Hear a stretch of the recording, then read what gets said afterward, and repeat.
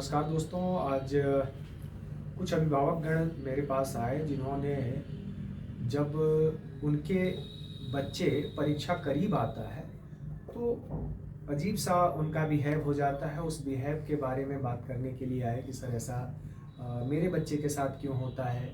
किसी ने बताया कि जो मेरा बच्चा है, जब पहले परीक्षा नहीं रहती है तो परीक्षा के पहले तक तो उसका पढ़ने में बहुत मन लगता है, लेकिन जब परीक्षा करीब आने लगती है तो उतना ही वो उदासीन होने लगता है पढ़ाई के प्रति। पढ़ने में उसका मन नहीं लगता है। यही नहीं, परीक्षा को लेकर के, अपने करियर को लेकर के बहुत नेगेटिव होने लगता है। उसके मन में बहुत नकारात्मक विचार आने लगते हैं, जबकि जब शुरुआत करता है तो उसमें बहुत जोश और उत्साह रहता है। एक सज्जन ने बताया कि जब परीक्षा करीब आती है तो मेरा जो बड़ा बेटा है उसको ये सिर में दर्द होने लगता है और जो छोटा वाला है उसका पेट दर्द होने लगता है। अब इसकी वजह से उनका ज़्यादातर टाइम इलाज में व्यतीत हो जाता है। पढ़ने के दौर में जिस समय सबसे अधिक उनको अपना पढ़ने पर कंसंट्रेट होना चाहिए। किसी ने बताया कि मेरा बच्चा उस समय फिर कंसंट्रेट नहीं कर पाता है अधिक से अधिक चीज़ों पर, जबकि पहले कंसंट्रेट कर लेता था लेकिन बाद में वो कंसंट्रेट नहीं कर पाता। एक बच्चे के बारे में बता रहे थे कि वो जब एग्ज़ाम आता है तो बहुत अधिक चिड़चिड़ा हो जाता है। चिड़चिड़ापन का भाव उसमें लगातार अपना भर जाता है। वो यहाँ तक कि बात बात पर रोने लगता है, उसके रोने का मन करने लगता है उसका। तो सर ऐसा मेरे ही बच्चों के साथ हो रहा है या किसी और के साथ हो रहा है, फिर इनका कॉन्फिडेंस बहुत लूज हो जाता है। तो हम लोगों ने कई बार बच्चों को समझाने की भी कोशिश की, लेकिन ये जो चीज़ें हैं वो परीक्षा के आसपास ही उनके साथ हो रही हैं। दरअसल क्या मैं अगर कहूँ कि ये लक्षण आप में भी जब एग्ज़ाम आता है, परीक्षा नज़दीक आती है तो आप में भी दिखता है इस तरह की चीज़ें, तो ये एग्ज़ाम एंजाइटी का सिम्टम्स है।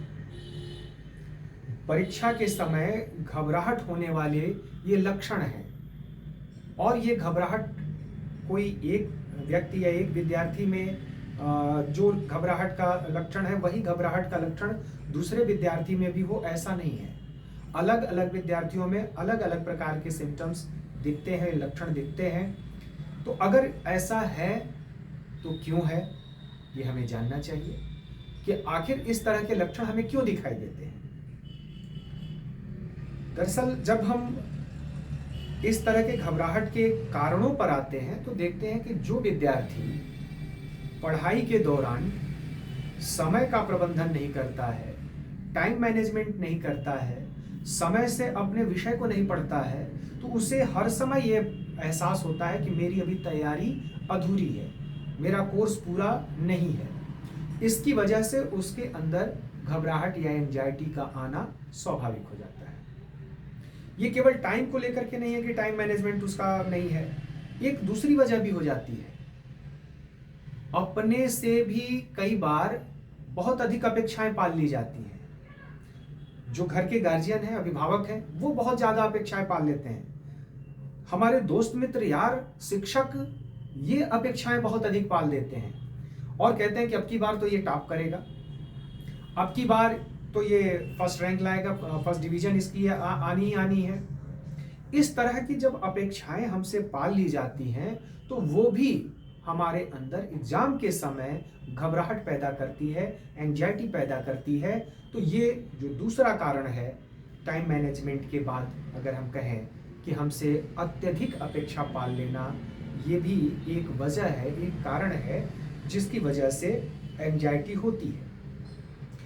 दूसरा जो एक सामान्य, तीसरा कह सकते हैं कि एक सामान्य सा लक्षण होता है, वो है सकारात्मक सोच की कमी। आसपास के लोगों का, खुद का, अगर हम पॉजिटिव नहीं अपने एग्जाम को लेकर के हैं कि नहीं नहीं ठीक है, सब कुछ के बाद हम इसको क्रैक करेंगे, हमने अच्छी तैयारी की है, हमने अच्छी मेहनत की है, अगर ये भाव मन में नहीं आ रहा है, केवल वो खामियां दिख रही हैं कि अरे यार मैं घर चला गया था, इसकी वजह से हो गया, मेरे रिश्तेदार आ गए थे, इसकी वजह से मेरा 3 दिन का समय चला गया, या मेरे किसी रिलेटिव की तबीयत खराब हो गई थी, उसमें मुझे जाना पड़ा, तो इसकी वजह से मैं अपना समय से पूरा नहीं कर सका या मेरा टाइम लॉस हो गया। तो जब हमें बार बार नेगेटिव एस्पेक्ट्स दिमाग में आएंगे तो भी घबराहट मन में पैदा होने लगेगा, घबराहट का होना स्वाभाविक हो जाता है। इसी तरह से जैसे अगर हम पिछले वर्षों में टॉप नहीं कर पाए, कम अंक ला पाए, या अगर हम प्रतियोगी परीक्षा दे रहे हैं और उसमें फेल हो गए, तो उसका अगर भाव मन में आने लगेगा कि यार पिछली बार भी मैंने मेहनत की थी लेकिन फेल हो गया था, तो वो भी हमारे मन में जैसे जैसे परीक्षा नजदीक आएगी वैसे वैसे उसको घबराहट को जन्म देना शुरू कर देगा। अगर हम इसी तरह से कारणों की बात करें तो एक कारण और होता है इस एंजाइटी का, वो है पढ़ाई का प्रेशर, दबाव। विद्यार्थी जब सिलेबस बहुत बड़ा हो या कोई कठिन पाठ्यक्रम हमारे सामने हो और ये लगे कि हम कम समय में तैयार करना है, मैं कैसे तैयार कर पाऊंगा, तो उस समय भी फिर मन में जैसे जैसे परीक्षा नजदीक आती है घबराहट बढ़ने लगती है, एंजाइटी बढ़ने लगती है।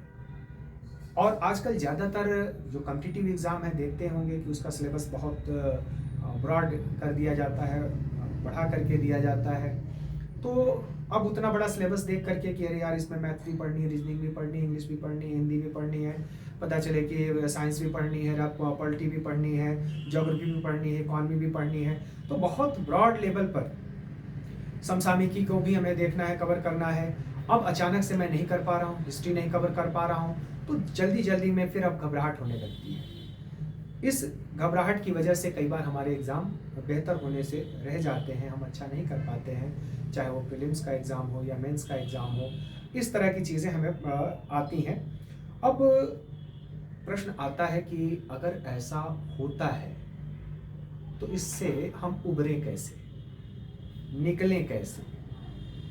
तो जैसे पहले भी कहा जाता है कि हर जो कोई कारण होता है उसी में उसका निवारण छुपा होता है। जिस भी किसी घटना के घटित होने का जो कारण है, मेरे हिसाब से वही उसका सामान्य तौर पर निवारण भी माना जाता है कि वही उसका निवारण है।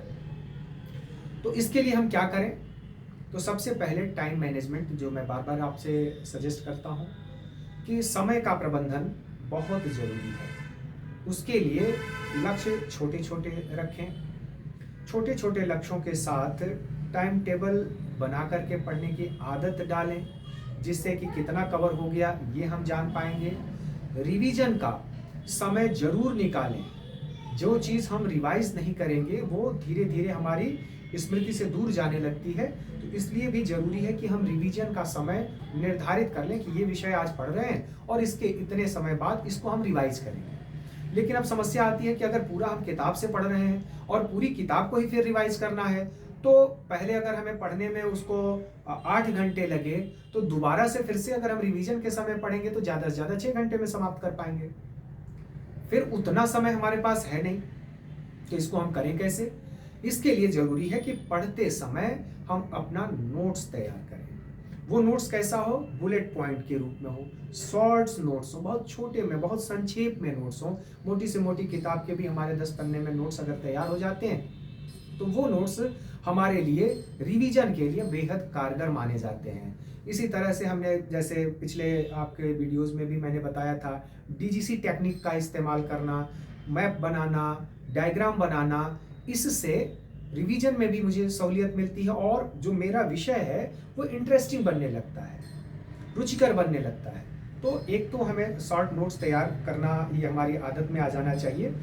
इसी तरह से अगर हम ये बात करें कि सकारात्मक सोच, जो दूसरा हमने एक घबराहट का कारण बताया, सकारात्मक सोच का न होना, पॉजिटिव हमारी थॉट्स का न होना, तो उसके लिए हम क्या करें?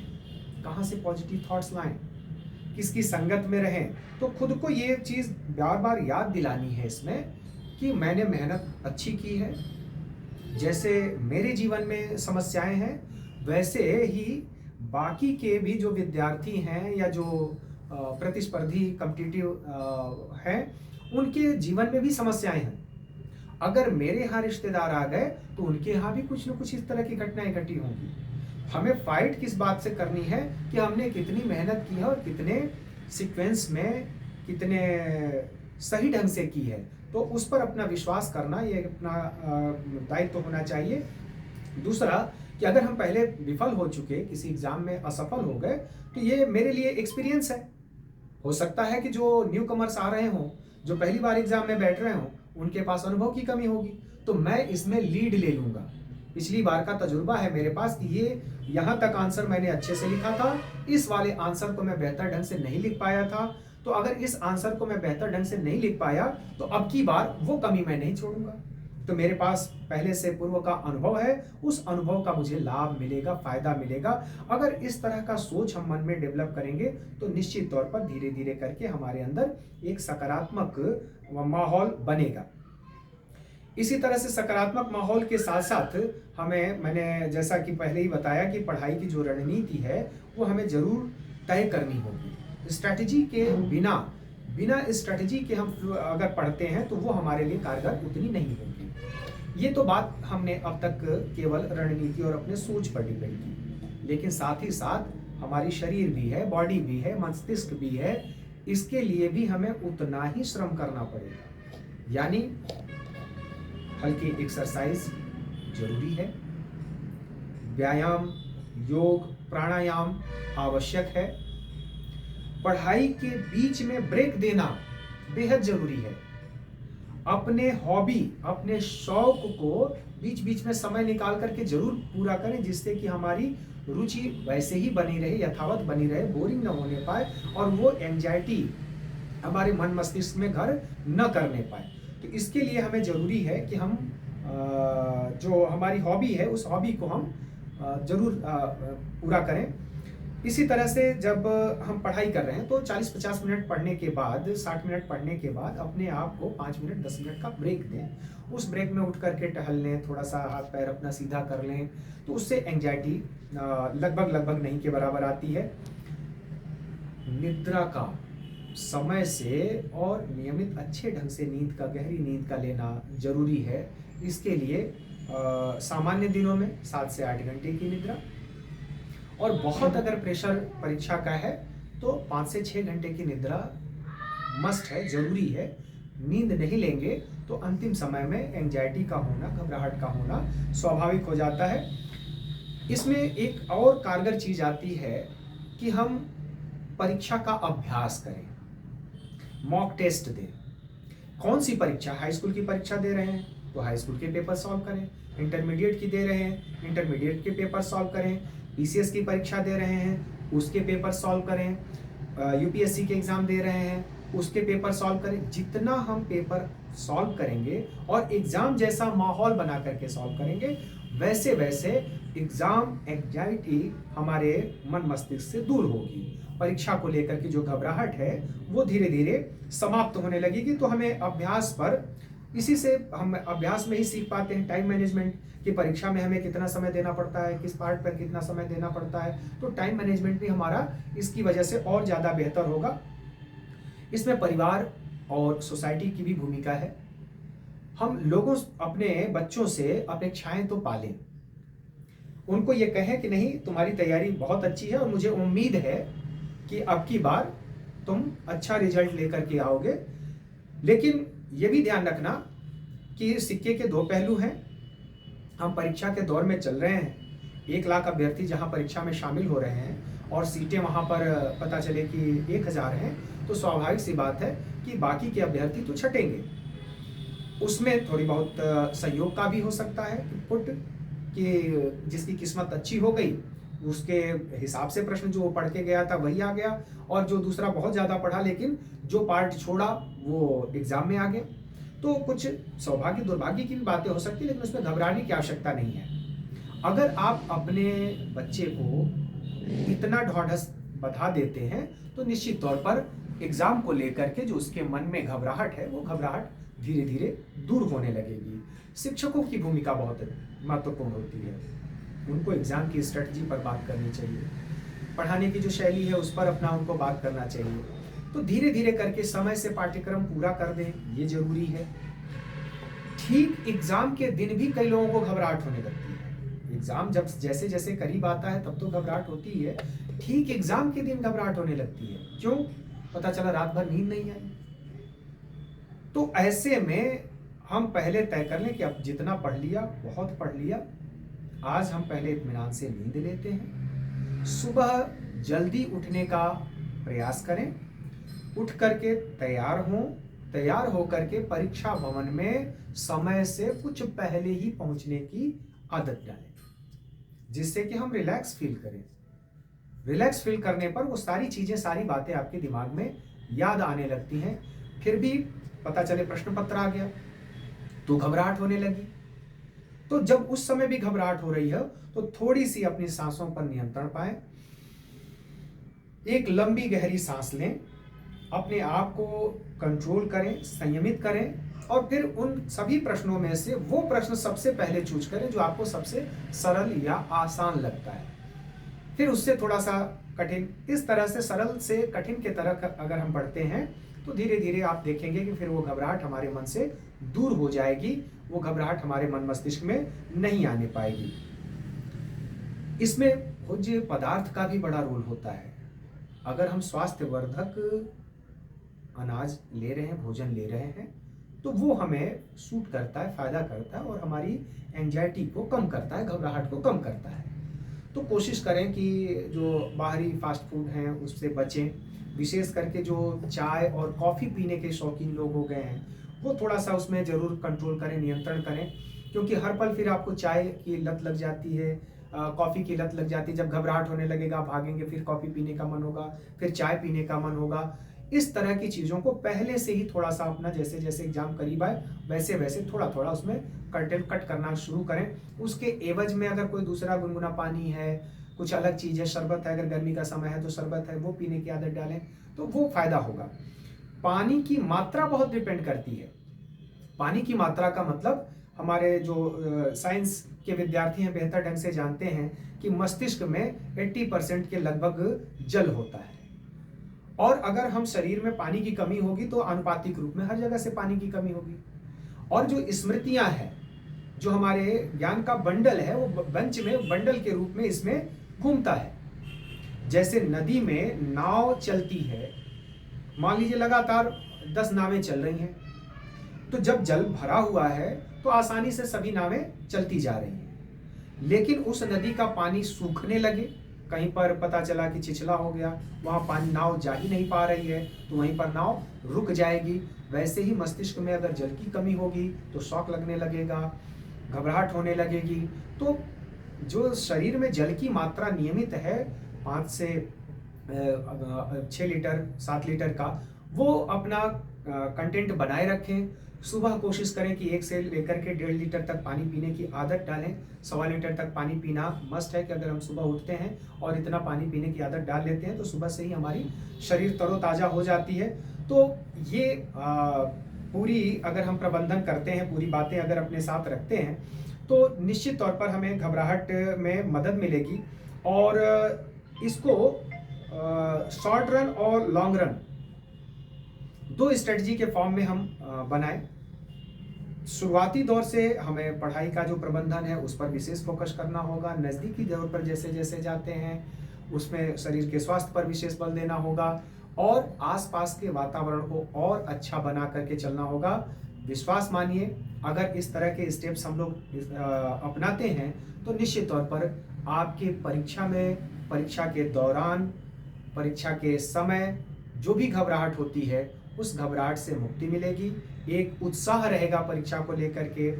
आपस में जो कॉम्पिटिटिव विद्यार्थी हैं उनसे प्रतिस्पर्धा करने में कई बार हम लोग अपना डिफीट खाने लगते हैं तो घबराहट होने लगती है कि अरे इसको तो बहुत ज़्यादा पता है, ये तो ये भी बता ले रहा है, मुझे तो ये नहीं पता। उससे प्रेरणा लें कि ठीक है, उसने अच्छी पढ़ाई की, इस पार्ट पर उसका ये कमांड है, हम भी उसको तैयार करके उसके जैसा कमांड बना लेंगे। तो इससे भी घबराहट आपके मन में दूर होगी। ये वीडियो आपको कैसी लगी, इस तरह की चीज़ों को और आपको क्या चाहिए होगा, क्योंकि सजेशन आपके आते रहते हैं। अगर इस तरह के सजेशन मिलते हैं तो निश्चित तौर पर मुझे और संबल मिलेगा कि ऐसी वीडियो अगर आपके लिए लाभप्रद होगी तो मैं निश्चित तौर पर समय निकाल करके ऐसी वीडियो आपके बीच प्रस्तुत करता रहूँगा। बहुत बहुत धन्यवाद।